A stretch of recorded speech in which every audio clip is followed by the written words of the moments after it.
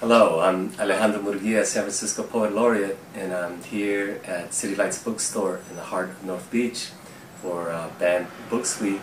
And I've chosen a memoir by Jimmy Santiago Baca titled A Place to Stand.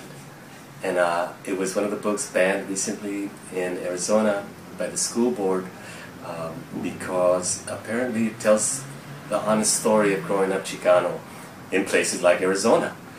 So I'll read a little fragment of the epilogue. It's a conversation between Jimmy, the author, and his mom, who at that time was married to an Anglo man. And then I'll read the last few paragraphs of his memoir. So this is Jimmy speaking with his mother. A few weeks later, while I was loading my truck with trash, she came by to tell me what she had told her husband. And what did he say? He said if I tried, he'd kill me.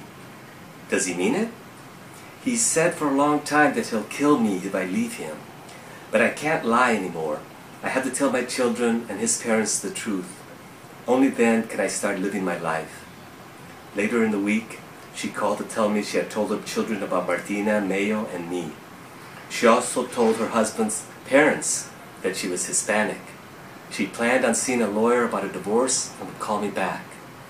I found out later that she was in her kitchen, polishing her nails, preparing to go dancing, when Richard, her husband, came into the kitchen and shot her in the face 5 times with a .45 caliber. Then he put the pistol to his temple and killed himself. And these are the last 3 paragraphs of this incredibly powerful memoir. The author is in Tucson, and he sees a celebration going on in a Catholic church. Everyone seemed in good spirits. I asked this lady next to me what the special event was, and she said the Pope had proclaimed that this evening every Catholic church was formally to ask for forgiveness from the indigenous people, the Indios, for the atrocities perpetrated on them in the name of God by Catholics. In essence, the church was apologizing for its acts of genocide. I was okay with that and decided to stay for the whole service. Then I saw this young couple approach the altar and stand in the center. He looked just like my father, and she looked just like my mother when they were both young, in their late teens. They were holding a brown baby that looked just like me in the photographs my sister had shown me. They were my parents, and I was the baby they were preparing to baptize. I saw them exactly as I must have been here once with my parents, innocent, my whole life ahead of me, they with their dreams still intact. And suddenly I began to forgive them for what they had done or had not done.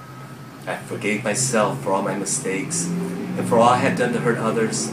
I forgave the world for how it had treated us. As the priest stepped up to the fountain to begin the baptism, I had so much emotion welling up in me with such violent force that I knew I was going to cry and cry and cry. As the ceremony began, I left the pew, genuflected, and walked out. Outside, tourists were laughing in candlelit restaurants. Others were drinking and carousing loudly in open-door bars, and the streets were wet from a light rain. I walked down a deserted street, wrapped in my coat, my head down, feeling an overwhelming relief from giving and accepting forgiveness. I felt it was a new beginning.